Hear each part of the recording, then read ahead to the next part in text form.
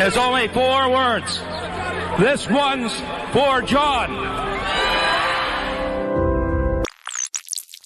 This one's for Pat.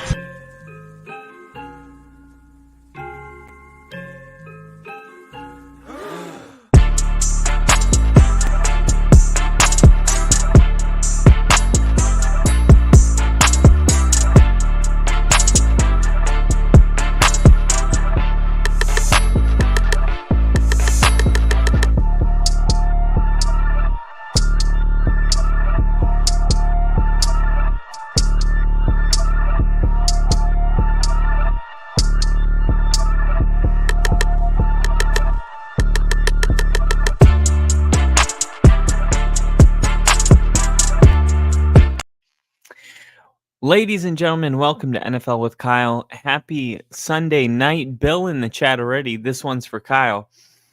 This one's for Pat. This one's for John. This one's for Kyle. What's up, Bill? I didn't have a ton of time tonight to really dive into this, but I did want to go on a mini deep dive really quick because I have been a big proponent of the Texans. I've said that they could win the Super Bowl. I think that CJ Stroud is not going to have a sophomore slump as much as we've heard that being talked about. And then today we hear from Case Keenum that Stefon Diggs hasn't lost a step. Okay, Case Keenum reunited with his first ever NFL team last year by signing with the Texans. Now they've went up to him and asked him, hey, what's it like being back again with Stefon Diggs, who he shared his greatest career moment with, the Minneapolis Miracle. And he said that the wide receiver is still at the peak of his talent. He said, yeah, it's really cool to get back out there and see Stefon on the practice field and to watch him absolutely do some dirty things on some routes that I haven't seen anybody able to do. He said this during an annual youth football camp. He's a dynamic player and he hasn't lost a step. If anything, he's gotten more savviness and can put on some extra sauce on some routes when he needs to win. He's done a great job of continuing to build his craft and work his tools, his tool set. And I'm excited to see what he can do in the fall. Keenum initially crossed paths in 2017 with the Vikings when the QB was pressed into action following an early season knee injury to Sam Bradford, and Diggs was still coming into his own during his third year.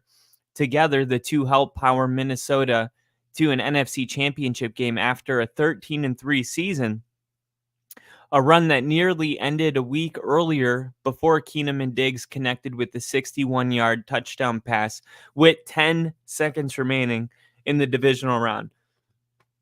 That is the Minneapolis Miracle, the game against the Saints, giving them a 24-23. The Saints had a 24-23 lead, and somehow the final score was 29-24. And man, a couple things that I wanted to break down about this whole thing is that I looked at the Texans as a team that I think can legitimately win the Super Bowl this year. Tank Dell, I think Nico Collins can emerge as a top 10 receiver. Stefon Diggs, top 10. And you just don't see very often a wide receiver get traded in his prime. Okay? But what you're hearing from Case Keenum is that Stefon Diggs is still in his prime. If anything, he looks better than the version I saw. So what this tells us is that Stefon Diggs, although his last game as a Bill wasn't a great game, Case Keenum's sitting here saying, look, this is the same dude that was in Minnesota. So Diggs is in his prime and he's being traded, which is something we don't see very often. So we take a step back and we look, okay, what would you say that Stefon Diggs was also in his prime when he was traded from Minnesota to Buffalo? I would argue that he was still trying to hit his peak. He hit his peak in Buffalo, but the point is that he is still operating at the peak of his talents, according to Case Keenum. But if you look at his first season with the Bills, he actually had the best year of his entire career. By the way, that's his entire career up to this point even. He got traded to Buffalo in 2020 and he had a 1,500 yard season. Okay, 2022 he had a 1,400 yard season. That's the closest he's ever gotten to 1,500. So Stefon Diggs' first year with Buffalo was his best season he ever had. That version of Diggs is what Case Keenum is saying is in Houston. Now, there is a common theme of wide receivers that get traded in their prime and happen to have their best season. Let's take a look at a wide receiver that did get traded in the middle of his prime. Because like I said, it's something you don't see very often. So the receiver I want to direct your attention to is Terrell Owens. Okay, Owens wanted to be an Eagle all along. He entered the 2004 free agency, and he ends up being sent over to Philadelphia. Initially, the Ravens gave the 49ers a second-round pick for the 30-year-old superstar, but the ruling helped TO to Philly. The 49ers returned the pick, and modest assets changed hands. Owens and the Eagles missing piece in 2004. Okay, so this reminds me a little bit of Stefon Diggs, Terrell Owens, big ego, the very emotional people, right? But some of the best to ever lace up the cleats at the position, but you don't see it very often.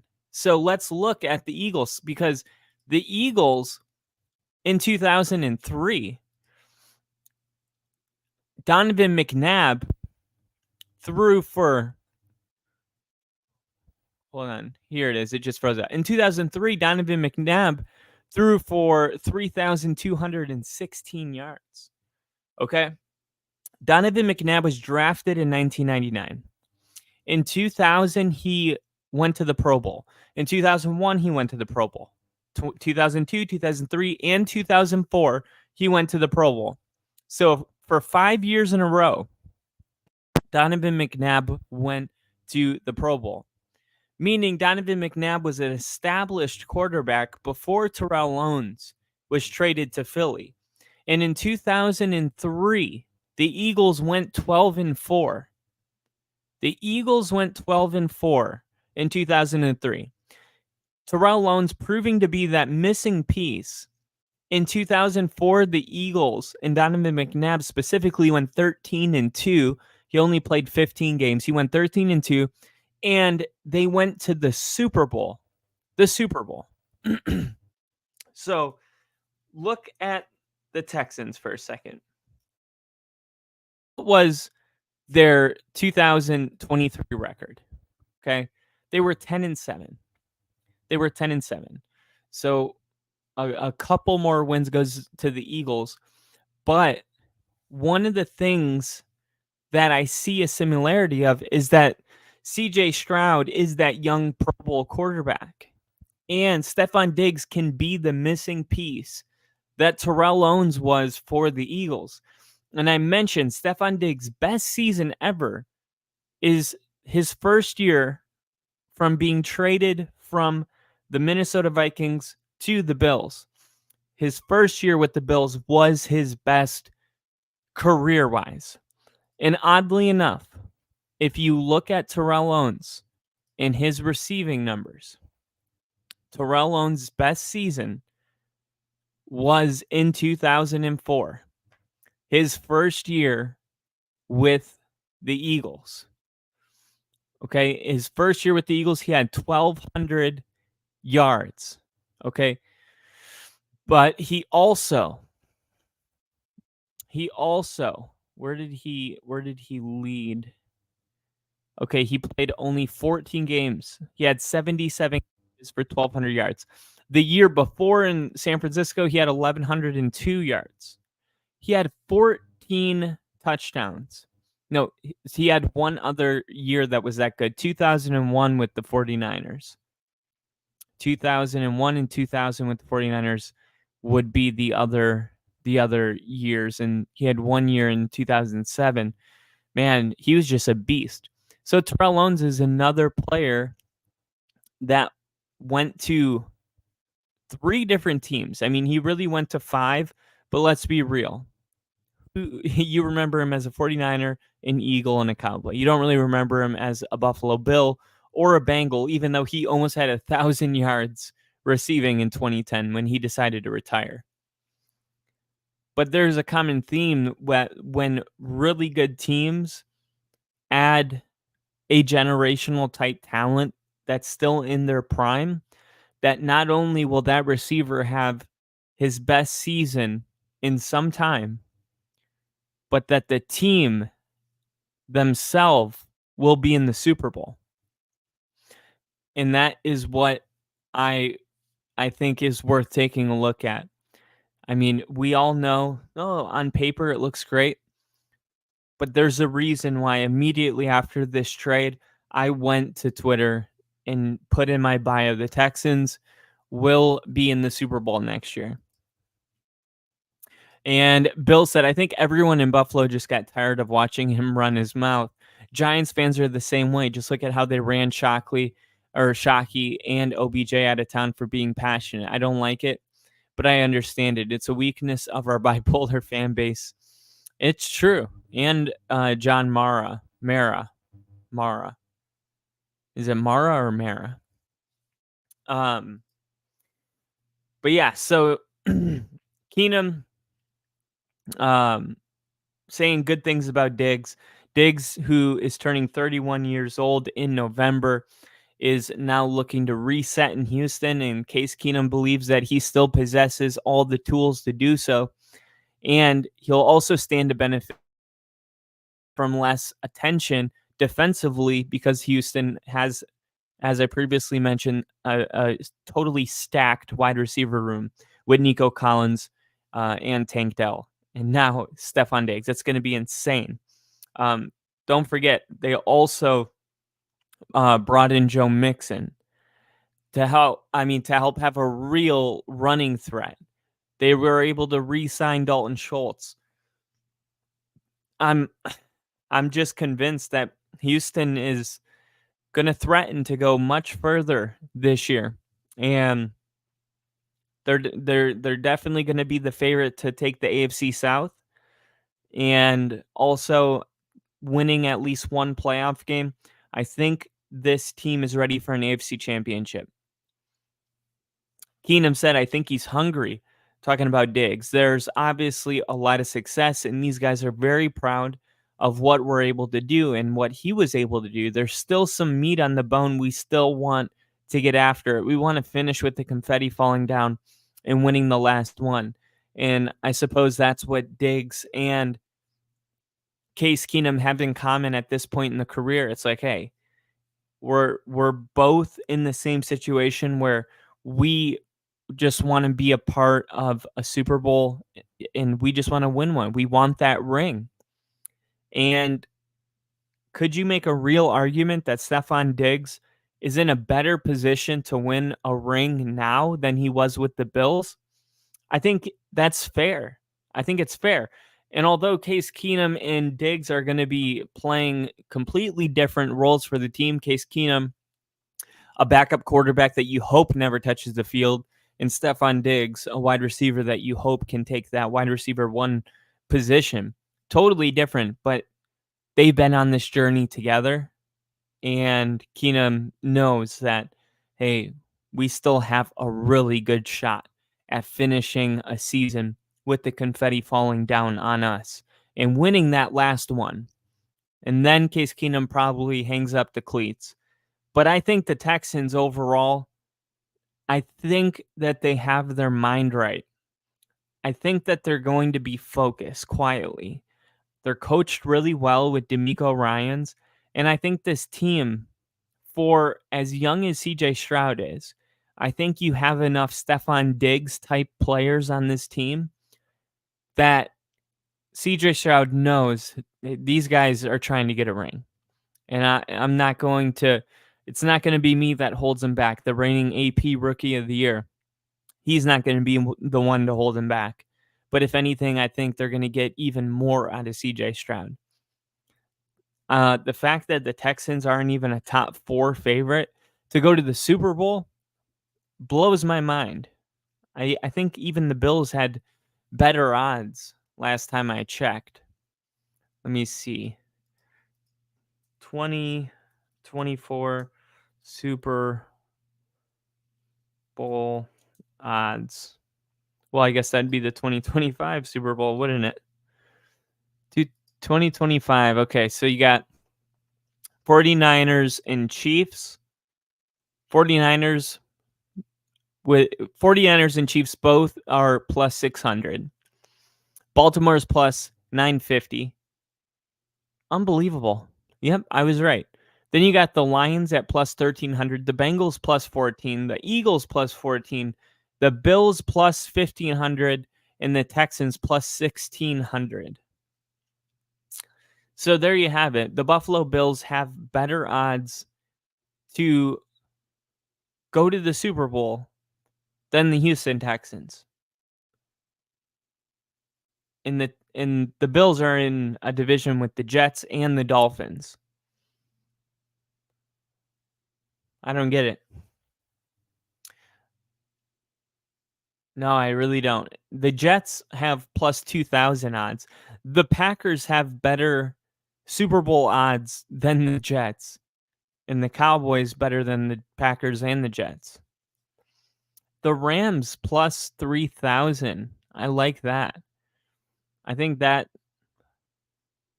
Jacksonville Jaguars plus 4,500. I could see that. The New York Giants and the Denver Broncos plus 15,000 and plus 18,000. And the only two teams with worse odds are the Patriots and Panthers. Oh, man. The Chicago Bears have the same odds as the Browns. The Bears have better odds than the Jags. Does that make any sense to you?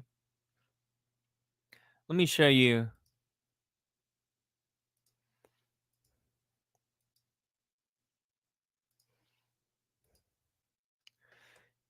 These are the current Super Bowl odds as per Fox Sports. So you got the 49ers at top, Chiefs, Ravens, Lions. But some of these are really interesting. I'll leave it up there for a second. Bill said, glad Diggs went to the Texans, and I only wish Saquon went there too. Then I could keep rooting for him. Oh, no, we suck again. I know. No. They just don't know yet. That's all it is. They just don't know yet. But yeah, the Texans, they're gonna battle with the Jags, and that's gonna be a fun battle. And if you look at the Jags here, plus 4,500. So the Houston Texans have, I mean, way better odds, over double better. But still 2, 4, 6, 7, 8. So they're tied with the Cowboys. And the Bills, better odds. Crazy, right? That's all Josh Allen. That is all Josh Allen. Dallas Goedert, the Eagles tight end, says he's eager to play in Kellen Moore's offense and continue to, I guess, keep his career trajectory going up. Dallas Goedert, if nothing, is going for consistency. The 7th-year Eagle tight end hasn't tallied no fewer than 46 catches in every season since 2019, but no more than 59. Isn't that weird? No fewer than 46, but no more than 59. He's enjoyed at least 3 touchdowns in each of his last 6 seasons, but his career high total is just 5, achieved in his second year in the NFL. Goddard hasn't cracked even 850 yards in his season, but since his rookie year, he routinely stayed above 500. So there's this really soft spot that he has found where he doesn't go over, but he doesn't go under, and it's a pretty tight window. There's no greatness, simply inconsistency, though, and Goddard is looking to break out this season under new leadership in Philly. Speaking with the Philadelphia Inquirer's Jeff Nealberg on Saturday, Goddard expressed excitement in getting to work under new offensive coordinator Kellen Moore, who he thinks will be more tight end friendly than offensive coordinators of years past. And I quote, "He's been doing a great job of just making the offense make sense. And we kind of changed up the reads and different things like that throughout. I feel like it'll play in favor of the tight ends. The quick game a little bit, but getting back to the pivots, the sticks that I caught earlier in my career that went way away a little bit. I'm really excited for how he uses tight ends and how he feels like they can be a big part of the offense to help win games." And you hear him talking about this. If you're in a fantasy football PPR league, point per reception, these are the receivers you want, because what they're talking about is hike. Tight ends run a flat route and quarterback gets the ball out of his hands in 3 seconds and the receivers turn into blockers. That's the kind of stuff. When you're making the tight end a part of the game plan, you're putting the ball in their hands and setting up screens for them and things of that nature. So that's really good if you're looking for a tight end. You should be encouraged by the philosophy that Kellen Moore is looking to run. Under Kellen Moore in 2023, the injury-riddled Chargers leaned more on Keenan Allen and Austin Eckler than their tight ends, but Gerald Everett was tied for second on the team with 51 receptions, and Donald Parham enjoyed a career year with 27 catches and 285 yards and 4 touchdowns. It's unclear how Moore will utilize Goddard, Gran Calicera, CJ Uzuma, and Albert O, especially with Philly's deep bench of playmakers, but Moore has promised tweaks overall, but Goddard has an idea. And he says, "I'm hoping that all year defenses double A.J. Brown, double Devontae Smith, and they're worried about Saquon Barkley," Goddard joked to Nealberg, "so I can run free down the middle all game long." Goddard, who missed 3 games in 2023 with a fractured forearm and has frequently sat out short stints due to injuries, entering his age 29 season with a bit at stake. The tight end still has 1 year left on his 4-year extension signed in 2021, but Goddard doesn't have any guaranteed money left in 2025, leaving him vulnerable to the whims of general manager Howie Roseman. So we talk about this all the time. When you got a receiver or a running back or a tight end that is playing on a contract season, you either get 2 versions, the career type of year, or sometimes it goes the other way and they crack under the pressure. But expect Goddard to leave his best football out on the field this year more than any other year. There is no guaranteed money after 2025. So he's going to want to come out here and thrive in this new offense. And he means what he says when he says, "I hope they double A.J. Brown and Devontae Smith so I can run down the middle of the seams. I want to play a big role in this offense because I want that money when the season comes to an end." And he did mention that he would like to stay in Philly, saying, "I love being in Philadelphia. I'm going to give them everything I've got and let the chips fall where they may. I still feel like the best years are ahead of me." And Dallas Goedert, man, he's a really good tight end. I think a lot of people felt that he's a top 5 tight end for sure. I mean, I think Sam Laporta belongs in that group. You got Jason Kelsey or Travis Kelsey, George Kittle, Sam Laporta, Dallas Goedert. Maybe you could put Kyle Pitts 5. But I think that's the right order. But Goddard still hasn't had that breakout season, and he knows this is the year that he needs to do it. And you look at this Eagles offense, and Kellen Moore has proven to be a good play caller. The Eagles might be tough, really tough next year. And me and Rick, and I'll close with this.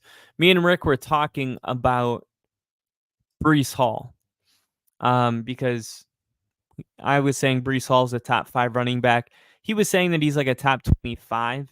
And then he even went as far as to say that, what is his name? Cook, Dalvin Cook's brother, for the Bills. What the hell is his name? I can't remember his name. Running back Cook for the Bills. Let me just Google it really quick. Cook, running back Bills. James Cook. Thank you. James Cook. James Cook, he went as far as say James Cook is a better running back than Breece Hall. I was like, no freaking way. And we looked at a couple, I think PFF ranked the 2024 running backs. We looked at them and we said, okay, well, let's take a look. And Breece Hall, I think, was 7th, and I think Cook was 24th. And Bill says Howie's a scary magician, so I'm sure he'll find a way if the on-field stuff shows up. I'm right there with you. How he finds a way to pay all these people is beyond me. But Jets Breece Hall says Christian McCaffrey sets the standards for running backs, and he wants to see where I stand compared to him. So, this is good. Despite returning to play after a torn ACL that cut short a promising rookie year, he actually had that injury in Denver against the Broncos. Jets running back Breece Hall came back strong in his sophomore season, ranking 4th in all-purpose yards with 1,584 and collecting 9 total touchdowns last year. Hall especially found a groove near the end of the season, recording 191, 126, and 190 all-purpose yards in the Jets' final 3 games. Hall said last week that he feels stronger than ever, 20 months removed from his injury. That output over the final games could be an indicator of his true potential for the 2024 season. I ended the season on a good note, Hill said, just last season not feeling like 100% all the time, but now I had my first offseason to not just be trying to get back, but to get better. And I've gotten better this offseason. I'm a lot leaner. I feel a lot healthier. My knee feels a lot better. I just feel like I'm back to my old self. And we hear this kind of talk from running backs all the time. The first year coming back from a major injury, they're just trying to trust that muscle again. They're a little hesitant. They're dealing with pain. Like it's year 2 that they really start getting back to where they were. That old self burst onto the NFL scene as a rookie, collecting 463 yards and 4 touchdowns in just 2 starts before his knee injury took him off the field. Now that he's back at full strength and has a couple of years under his belt and an offense around him that only looks stronger with the return of Aaron Rodgers and some other key additions, one can only wonder what Hall's ceiling could be. Really, it's just all on me, Hall said. We have the team now. We upgraded in every room, so I'm just happy that we have the guys that we have now. Happy for everything I've got in the past, so now it's on me. Hall's worked towards showing he can reach that elite level of play, and that'll start with a week 1 matchup versus the San Francisco 49ers, where he will test his mettle against the one he believes is the benchmark for success, running back Christian McCaffrey. And this is what he said about McCaffrey. I feel like right now, CMC is the best in the league. To me, he sets the standard. We're going to see him week 1, and we're playing against some of the best linebackers. For me, it's exciting to see where I stand and really let everyone see my full potential now that I'm healthy. McCaffrey has been the man of the moment, earning a 2-year, $38 million extension this month that only increases his lead as the highest paid running back in the league, and shortly after was named the Madden NFL 25 cover athlete. All that came in the wake of his first full season with the 49ers, in which he had a career best and league-leading 1,459 rushing yards, and led the NFL in all-purpose yards and touchdowns en route to the Offensive Player of the Year award. It was cool. Like I said, he sets the standard, Breece Hall said. So it was cool to see him raise the mark and then continue to get paid. He's a top 10 player in this league. I feel like with my talent and the team we have, I have the potential to trend towards that way. So I'm just excited to get rolling. Proving he belongs among the upper echelon of running backs will take a full season of work, but that endeavor will start directly with Hall going against a team that is going to be really difficult. And I'll leave it up to you guys. Put in the comments, is Breece Hall capable of being a top 10 player in the NFL? Not just running back, but when you think of just the greatest players, and I think the NFL does their top 100 players every year, can Breece Hall get inside that top 10? But look, if you drafted Breece Hall last year coming off the injury and you felt like he just didn't do a good enough job for you, I would urge you to draft him again this year, because I think there's a chance Breece Hall ends up setting the single season record this year. I think it's possible. Player, no running back possible, because you would go all quarterback. I think CMC definitely makes the top 10 as a player.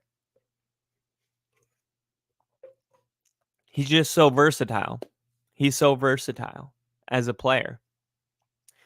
Like the top 10 difference makers in the NFL. I think Justin Jefferson and CMC would probably be my only two players that aren't quarterbacks. Aaron Donald would have been on the list had he maybe not this year, but the last 10 years he would have been on the list. And Bill said agree, just saying Hall could be top 10 running back, but not top 10 out of all players. Okay, got you.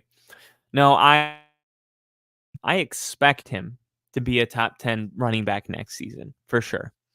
And we'll see. That might age awful. But we'll wait and see. And tomorrow we're going to be on the Only Football podcast doing an episode with me and Rick. I just wanted to hop on before I go to bed and start a brand new week. Wanted to put some content out on my personal channel. Just to recap, I think Stefon Diggs is going to have a second breakout type season with the Texans. Very similar to Terrell Owens' first year with the Eagles, and how the Eagles went to the Super Bowl that year, and Terrell Owens had his best season in quite some time. I think that could happen for Stefon Diggs, because he already had his best season his first year with the Bills. I think your first year with somebody, it's like a first year in a relationship. Everything's just great. And then that second and the third year, that's when you start to notice flaws and little things start to bother you. And Diggs is having a meltdown on the sideline. But his first year with the Bills, none of that was going on. And I expect the same thing in Houston. I expect Stefon Diggs to get along with CJ Stroud and be good in the locker room. And then eventually I expect it to return to what it was. But I think for this first year, it's going to work out. And I think history is pointing that way as well.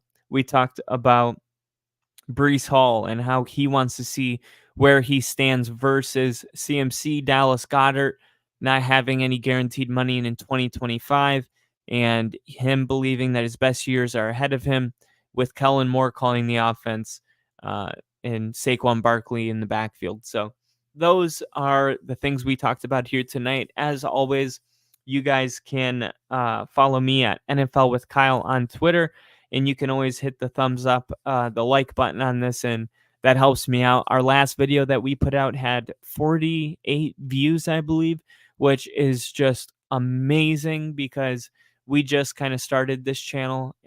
So Really grateful for all you guys that are watching this later after it's posted on YouTube. Feel free to comment.